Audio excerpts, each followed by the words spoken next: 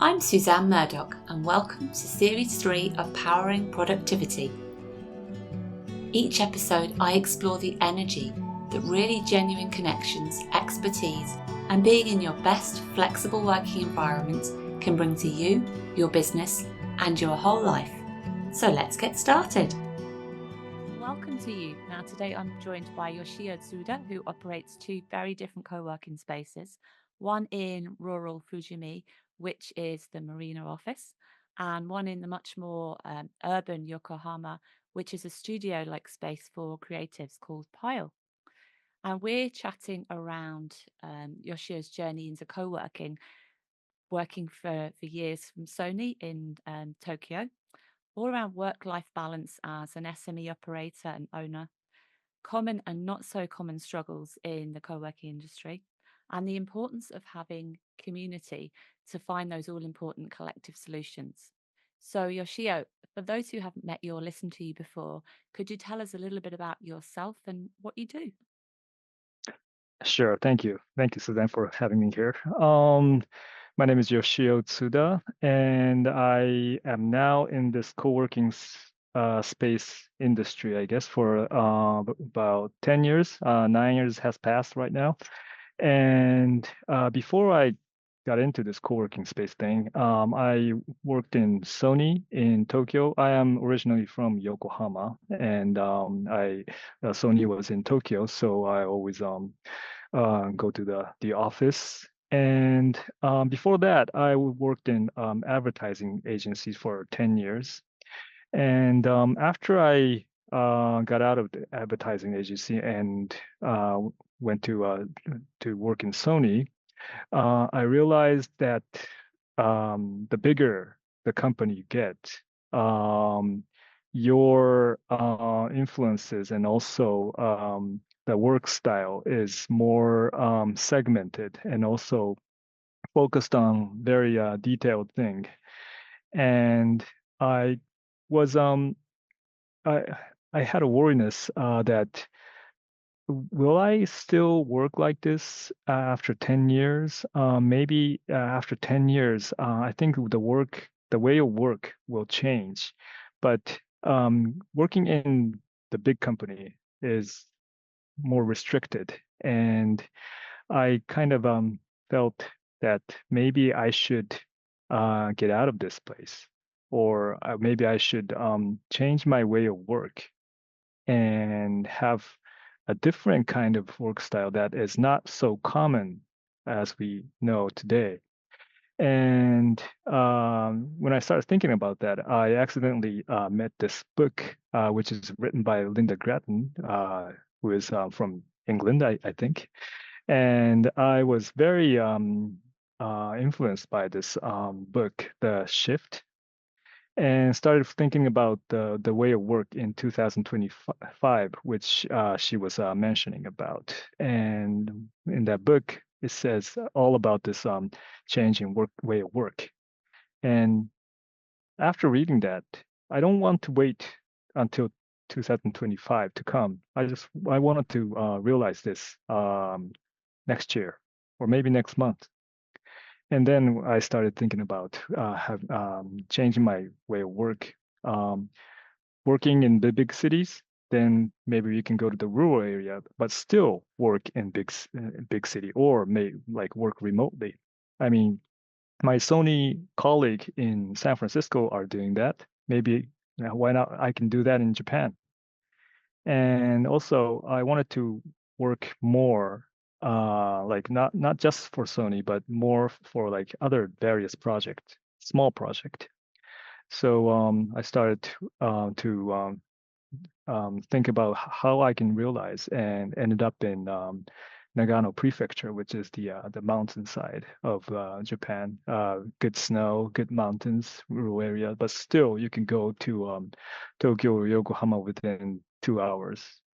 And met with this mayor in this town called Fujimi, and he was thinking about bringing people to his town, which has a problem of decreasing population, and how to realize that maybe remote working is the key. So we quickly I quickly made a project to have some kind of like a remote working place. And in 2015, we um, 2014 there was not much co-working spaces in Tokyo or in Japan, but we had an idea of making that in the rural community, rural area. And 2015 we opened a place called Morino Office, and that's my journey started. Wow. Yeah. It's interesting. We set up back Thank in you. 2012 the hub 12. in Northern Ireland. There was very, very few co-working Mm, spaces. It wasn't really a concept back then, certainly in Newry, mm, the town city where we're based. So yeah, I mean, it took quite a while to get the word out, but it was very much like a satellite, more rural space, which I'm sure we'll mm. come on to. And I have to mention, you're very brave today. You've just gone and broken ribs in a mountain bike accident, so we're Oh not yeah. allowed to let you cough or sneeze. No. Sometimes laughing is also also Sorry, hard we on my mustn't make you back, laugh but either. nah, no, no, it's all right. No, an really, really interesting story. So, had you seen the whole co-working concept before you set out to achieve this with the Morino office? Had you seen it happen anywhere else? There was one co-working space in Shibuya, which was, I think it formed in 2014, and I started using that place sometimes. And there was only like, yeah, but there was several, like two or three co-working spaces in Tokyo, around Tokyo. But maybe there was more, but I think the word co-working space was um, still a rare thing, and people didn't understand what it was. But I when I went to this co-working space, I kind of saw this as a chance or like a potential for me to change things that are right now. And but there wasn't any co-working space in the rural area. So maybe I can just like connect that and see how it goes. And did you see the first people that started joining your space? Did they have a Hmm. similar story to yourself that they've been working in the cities in big companies and they wanted to work closer to home? How did that work? What sort of people did you Oh, attract? yeah, the first year of Morino Office, it was tough, Um, before I talk about the first users, I have to talk about the the voice of the people in town. People in this rural town didn't even know what the co-working space is. Maybe they saw it was like a really like a secret base for some kind of like a secret business, and they didn't know what the idea was. And it was also built by partly built by the town's taxes. People were like really against the project. Some people are. But we talk with the people one by one. Some people come to our place to see what's going on, and we talk with them, and they kind of got the idea. But since people in town are not remote workers, so they won't really use the place. And by after that, about like 3 or 4 months, some media picked up this place and interviewed me because I was still working in Sony. I was going to Tokyo for Tuesday, Wednesday, and Thursday, and came back to operate the place on like from Friday to Monday. So that was a very bizarre thing to for the work style back then.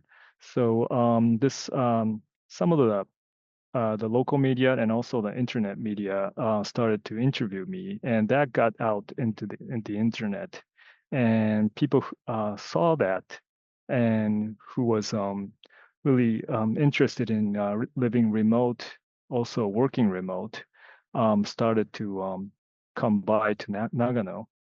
And there wasn't that much people using the place, so we were like all talking, and we got really very we got to become a friends, and they started to come very often. And after like half a year, some of the people started to move to to the town.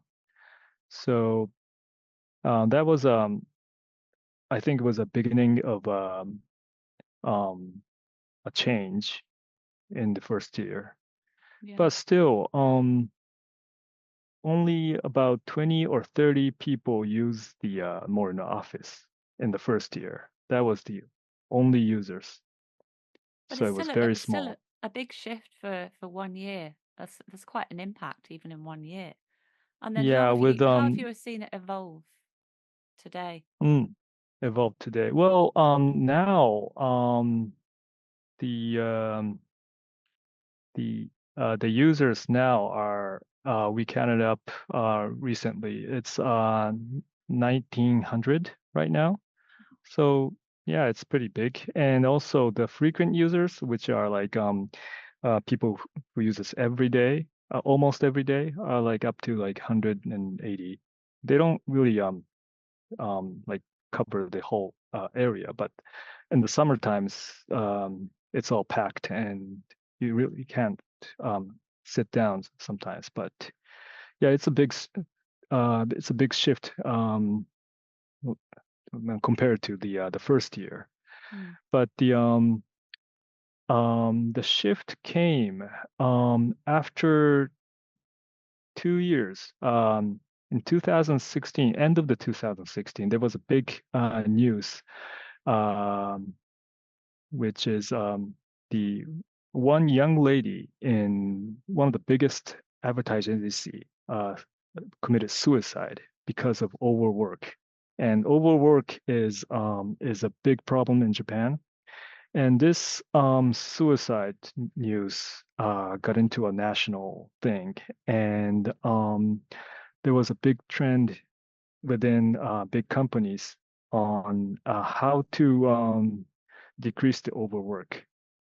And the news media called it the revolution of work style in Japan. And after that, um, some of the people started to access more in the office as a second place for remote working. And still going back to Tokyo, there people in Tokyo are started to look for some other areas, which is like within 3 hours from Tokyo. And So like a Nagano is one place. satellite office. Exactly.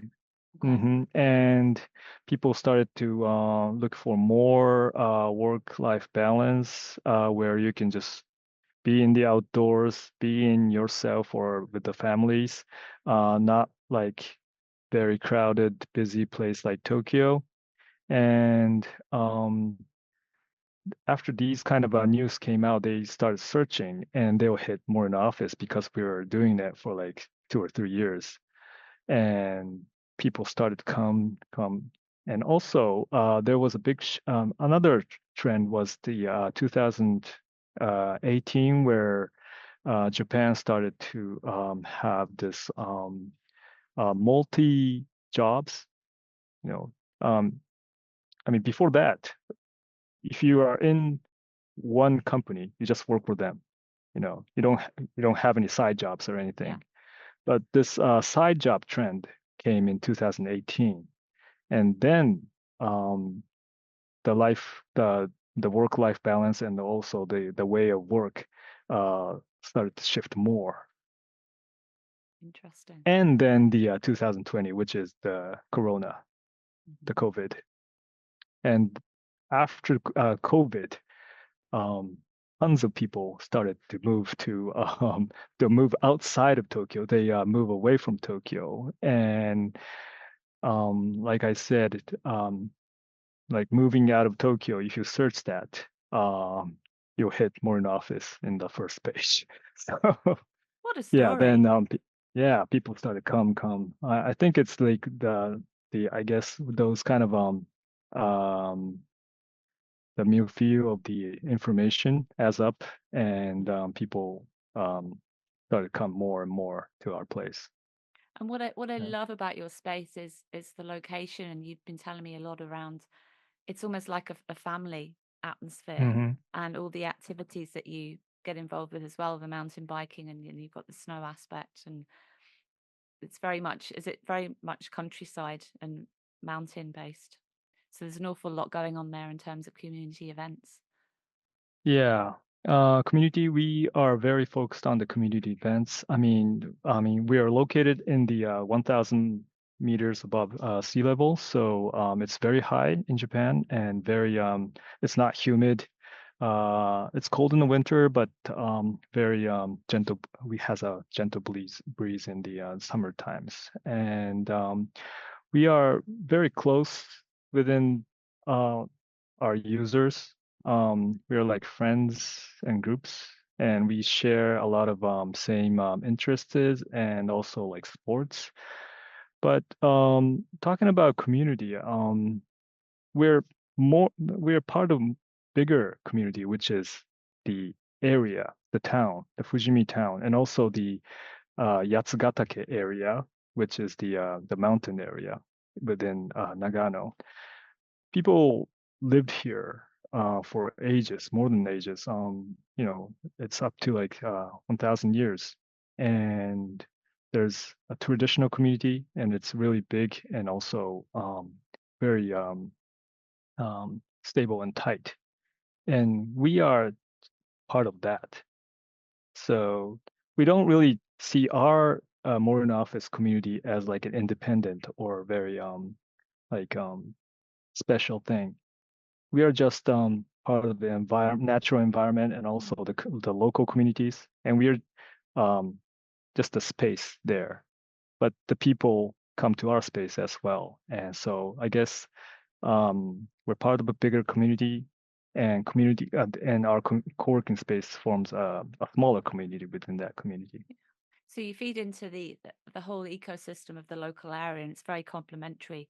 I guess it's complementary Hmm. to each other and the whole heritage of the area. Yeah, yeah, exactly. I mean, um, people who use our space is first of all lives in this area, so and they're part of like I said, bigger community. And we have responsibility to revitalize it this community as a citizen ourselves. And you can't really draw the lines between like the co-working space community and the local town community. Yeah. It's all the same. It's all the blend, and that leads to like you know uh, make the whole community sustainable is part of our mission. So yeah, we do Yeah, I that mean naturally. that was one of the areas that I was keen to talk about is Mm, from in my experience, I think the more independent, smaller regional co-working spaces often do fit into the whole community ecosystem of the wider localities. yeah. I mean, they're bringing jobs, they're bringing skills, and it's a two-way thing as well.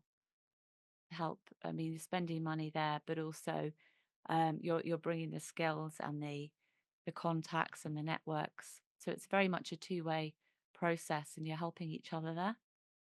Yeah, I think so too. I mean, without a new wave, like if you look into the town of Fujimi, it's a traditional job, um, like farming, manufacturing, and also like tourism. But it's all just that, and also like social business. But um, when new people come, they bringing a new kind of job, and you get to experience those jobs. I mean, and also maybe some other people will start joining these job as a partner, and the skills are passed on to other people in the community.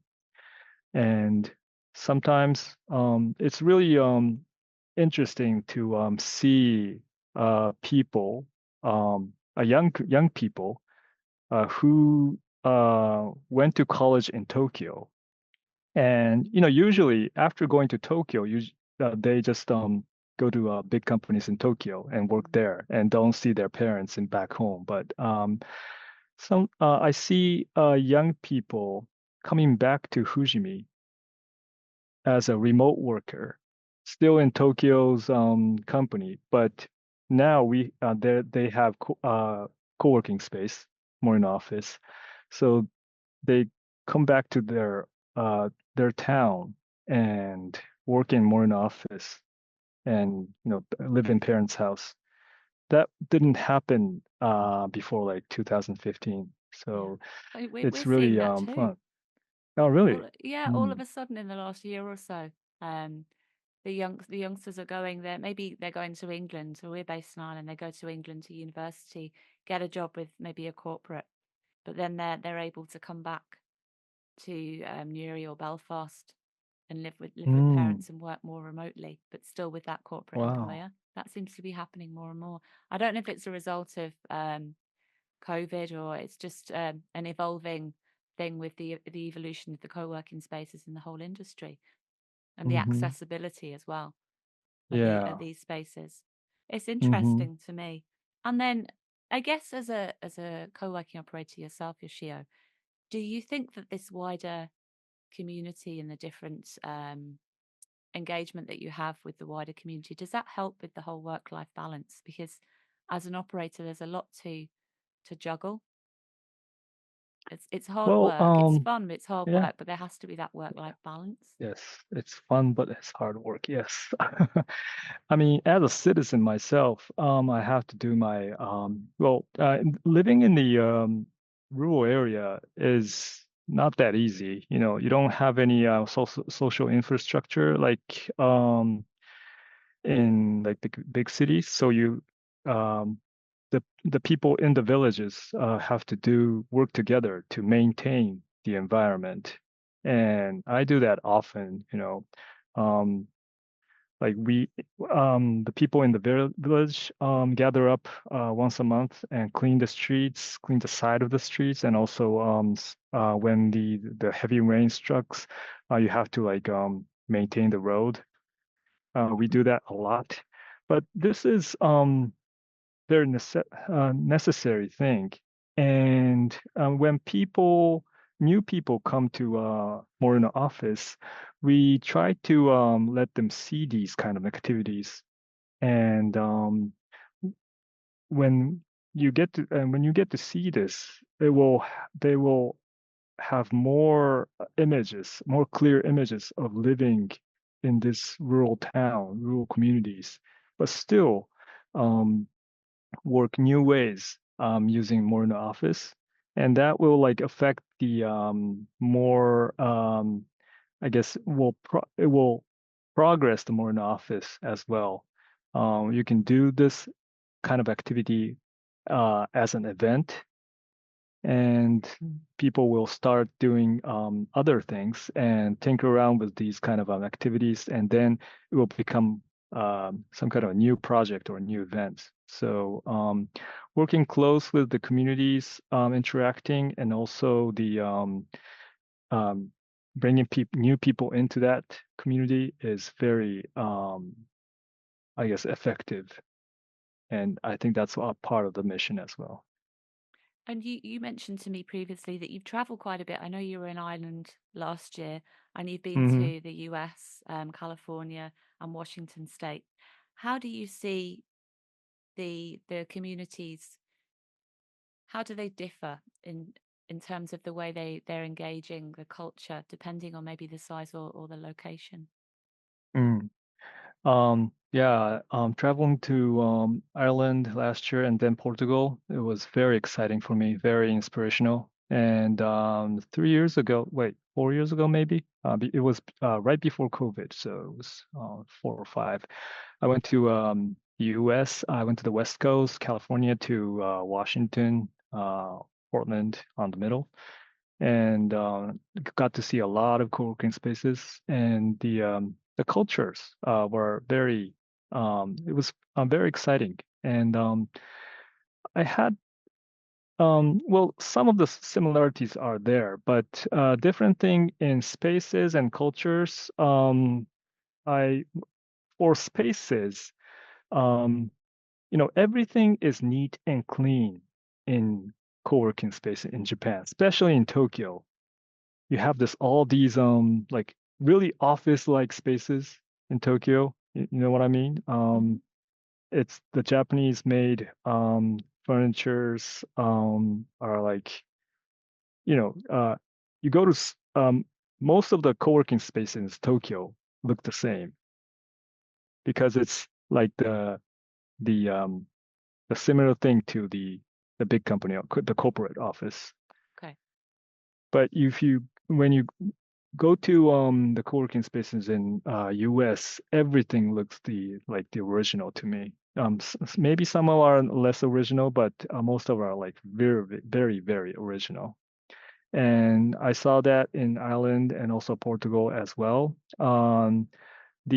I guess the space environment creates the like diverse cultures. So I guess how to design the space was very important to me, and I got a lot of inspiration from that. And the cultures, they're more um, interactionable, I guess. Um,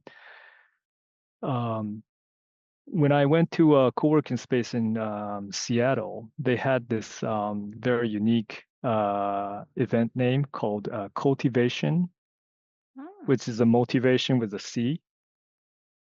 okay. And it was I get to see that. It was very fun. They gather up in the round seat, and every the users in the space started to talk about their jobs right now or how they're feeling today. And they don't really do interaction, but they just talk about that for like 1 or 2 minutes. But after that, you get to know the situation and also the feeling right now of this the each coworkers. So there will be um like a sympathy within this the space environment, and it was very inspirational to me. Motivation with with the other company, Yeah. the people, colleague. That's a Yeah, that lovely was thing, like a whole well-being yeah, thing. I think for me in co-working spaces, you can be the real you. You don't have to pretend to be exactly. someone that you're not. I think it's a lot more um relaxing, and the real you comes out, and it's a much easier way of working, and it's the best way to get the best out of people and your teams is Yeah. really to get Hmm. to know them for the real them. Exactly. And that's what I really love about co-working space. But some of the co-working space in Japan, especially some of them in Tokyo, are not co-working. It's like solo working space, Mm. especially after COVID. And I don't call that a co-working space. It's more like a shared rental space or, a shared office, I guess. Yeah, yeah. Yeah. It's more flex. That to me, that's more a flex space rather than Oh, yeah. traditional co-working.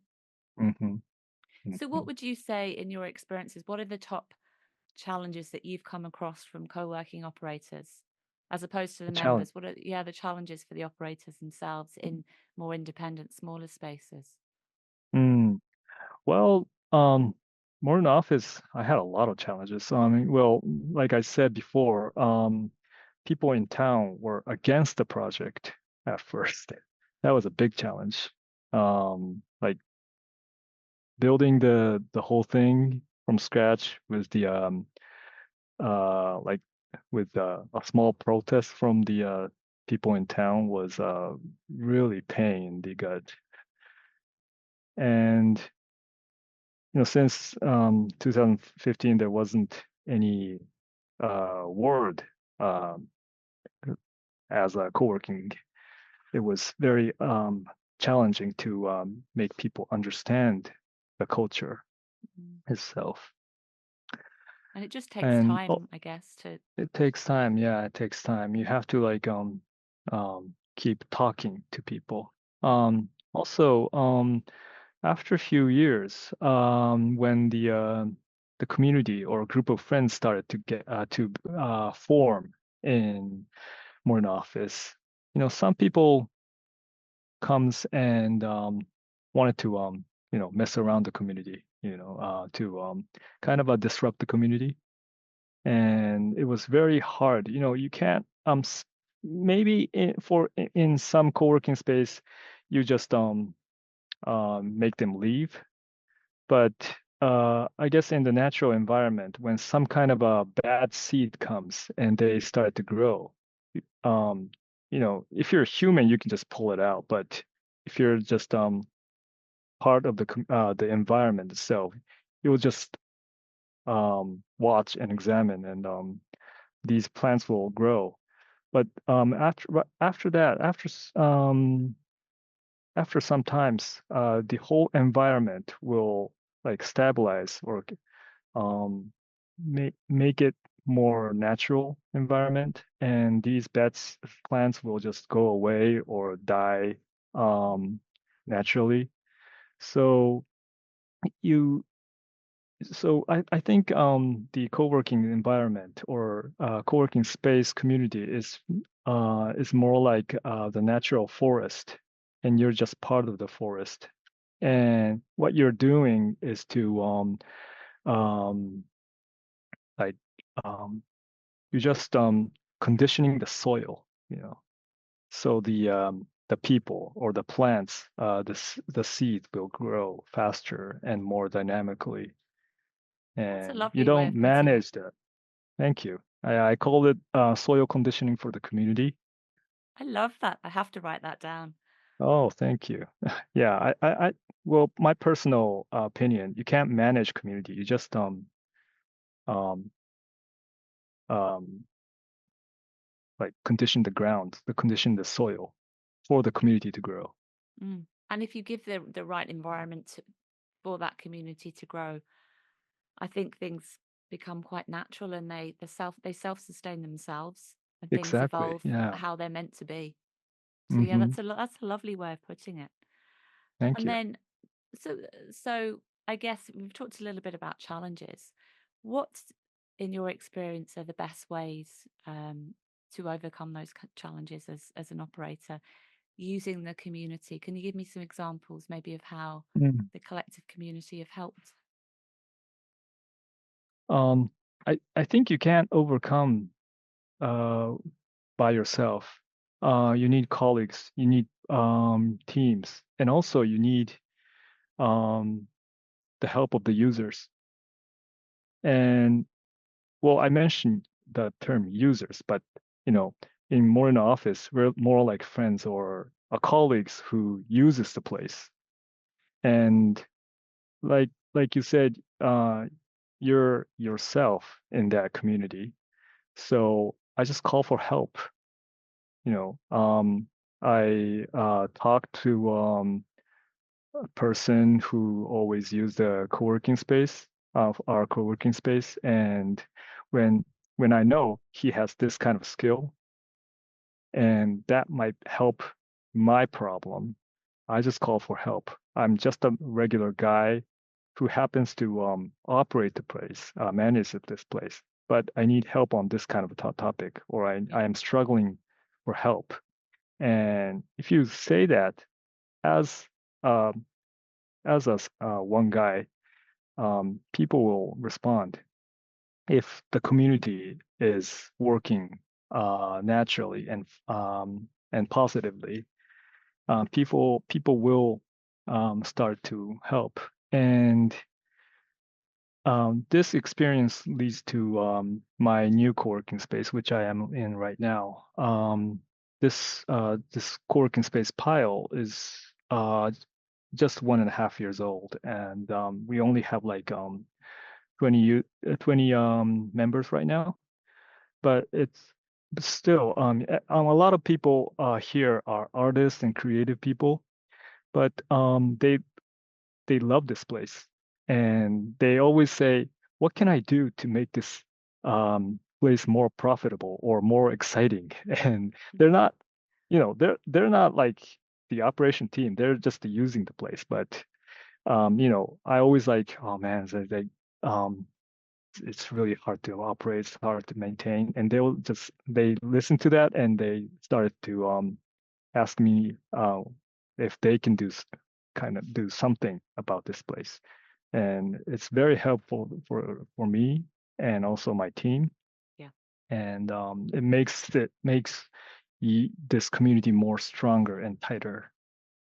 Because it becomes part of them, so that naturally they want to make it as good as it can be for everybody. And Yeah. I think on your point before, I think once that community knows each other, they can almost tell by body language and face if you need help with someone, or you need a shoulder, Mm, you're having a bad day. People can just tell yeah. from my experience. And I think Mm-hmm. that goes part and parcel with a co-working community if it's operating in the right way, and the whole natural ecosystem of it. I think like the nonverbal um, language overcomes the the language barriers, I guess. Yeah. I mean, yeah, it's you're I 100% agree on that. I mean, it's the same here in Japan, but probably same in England as well. Yeah. So what Yeah. next for Yoshio? What are your plans for the future? Well, Morino Office, we're it's gonna be a 10-year anniversary for next year. Ooh, But for Pile, we have just started. It's been 1.5 year for this new space, and a lot of um, young or very local artists are starting to use this place, and we start to see a lot of collaborations. And also, this is fully owned by myself and fully operated by myself, my budget. But a lot of local governments in Yokohama are looking at us to start to look at us right now. And I'm um, um, like seeking for some kind of like more bigger art project, a public art project within Yokohama that will be like starting from this co-working space and might have this kind of a potential next year or maybe 2 or 3 years from now. But oh, how exciting. yeah, yeah, it's hard, but it's fun, I It is guess. fun, yeah, definitely. Yeah. And where can people learn more about you, Yoshio? Well, I don't know, the the Facebook situation in the EU, but I always still in Japan, Facebook is the main platform, I guess. And so Okay. Facebook, Instagram, you can hit me up on the message there. Also, Morino Office has an English page, so if you search for Yep. morinooffice.com. You can see our co-working space here. Okay. And And it's yeah. beautiful. I've haven't been there, but I've heard a lot about it and seen it on the website. So hopefully I'll be over. Oh I'll be yeah. over soon with the sun doing the mountain Mm-hmm. biking. That'll be fantastic. Oh Yoshio, it's yeah. been so lovely talking to you. Really exciting plans. And well Thank you. done with all your projects. Good luck. And we'll speak to you soon. Okay. Thank you. Thanks for listening. You can find more information in the show notes or on our website, thehubnuri.com. While you're there, why not join our mailing list so we can keep you in the know about everything we're up to? And don't forget to subscribe to our podcast wherever you listen so you don't miss an episode. Powering Productivity is presented by me, Suzanne Murdoch. It's produced by Emily Crosby Media.